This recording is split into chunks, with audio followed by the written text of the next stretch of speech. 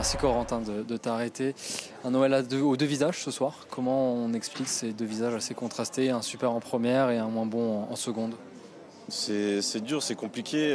C'est sûr que notre première mi-temps est quasi parfaite. Il manque ce but.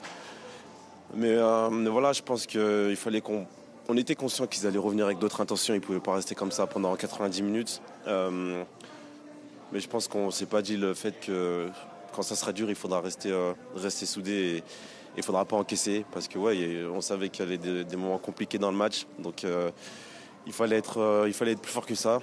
Malheureusement, voilà, sur un enchaînement de corner, coup franc, ils arrivent à marquer. Et psychologiquement, ça a été dur.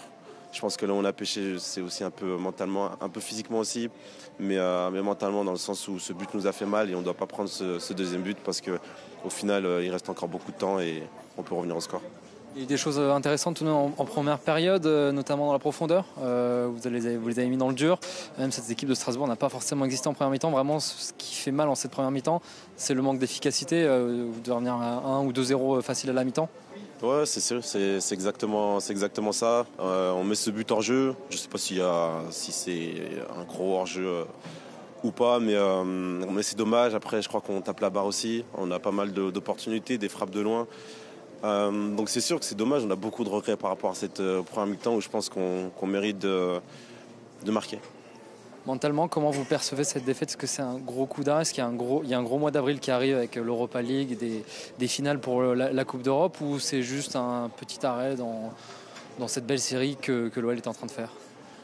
J'espère que c'est juste un petit coup d'arrêt. On a des gros matchs, c'est sûr, pendant le mois d'avril et on voulait bien les préparer. On voulait bien commencer le sprint final en gagnant ce soir. Malheureusement, c'est pas ce qu'on a réussi à faire. Mais voilà, il reste encore beaucoup de matchs. Il faut qu'on arrive à se reconcentrer, à se remettre au travail dès demain. Et puis voilà, c'est loin d'être fini. Il reste encore beaucoup de points à prendre, comme j'ai dit. L'écart est très serré. On va encore jouer contre nos adversaires directs. Eux aussi vont jouer les uns contre les autres. Donc il y a de bonnes choses à faire, il faudra les faire. Merci Corentin, bon retour. Oui, merci Georges, Denis, rapidement. Qu'est-ce qui s'est passé ce soir? Il y a eu une première mi-temps qui était très bien de la part de l'OL, peut-être une des premières mi-temps les plus réussies depuis le début de la saison. Une seconde mi-temps où l'OL n'a pas vraiment existé. Comment vous expliquez ce contraste? C'est vrai, il a vraiment deux mi-temps. Il a une première mi-temps qu'on était très bien dans le match. Même si si on a créé des situations, on n'a pas réussi à être encore plus effectif. Et après la deuxième mi-temps, on a perdu un peu l'agressivité qu'on a eue. On commence à perdre des duels, on commence à se dérouler un peu, à être coupé vite en deux.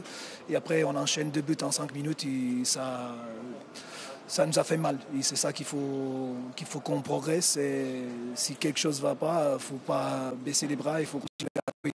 Après, on fait une réaction, on a marqué le premier but et tout de suite, on a une situation pour faire le deuxième. Et voilà, on a réussi. C'était dur, on peut rien dire aux joueurs parce que si on voit l'effectif, heureusement, on a des joueurs avec les qualités qui sont partis. Et ça, je pense que ça a joué aussi un peu. Après, il ne faut pas s'appuyer. Là, il faut récupérer. La personne qui est blessée, ça, c'est le point bon quand tu enchaînes 2 matchs en 2-3 jours. Donc voilà. Mais c'est vrai qu'il faut qu'on garde le niveau plus de temps. Quand les adversaires ils viennent un peu plus agressifs, il faut être plus malin. Il faut maîtriser le jeu, peu importe le scénario. Il y a eu des bonnes choses en première, notamment dans la profondeur. Le plan de jeu était intéressant. Vous les avez mis en difficulté dans la profondeur. Ce qui a pêché, c'est l'efficacité pour l'OL. Si on voit les données, je ne suis pas trop sur les chiffres, mais c'est quand même la vérité. On a créé, on a fini beaucoup de situations. Après, on n'a pas marqué. Et finalement, dans les premières actions qu'ils ont, 4 situations de but, ils marquent 3 buts. Et après, à la fin, ça s'ouvre et ils marquent. Donc voilà, il faut être efficace.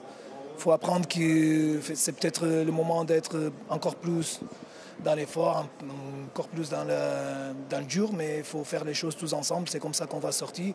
Et là, il faut créer une nouvelle dynamique. C'est ça qui nous va faire venir où on veut. Est-ce que vous avez été surpris par le retour de cette équipe strasbourgeoise en seconde période, ou est-ce que c'est de la fatigue, peut-être, ou mentale? Comment vous expliquez? Est-ce que vous avez été surpris? On les attendait même au début de match comme ça. Plus agressif. Après, je pense que c'était aussi un peu moins de maîtrise de notre part. On commence à ralentir un peu le ballon, on perd un duel. Il a les centraux qui attirent un peu la pression, ça crée un peu de bruit au stade, ça les enflamme. Après, tu prends un but sur un corner, voilà. C'est beaucoup de choses qu'on n'était pas dans le détail et il faut qu'on soit. On va profiter de cette semaine pour régler les choses. Merci, bonne semaine de travail. Merci coach.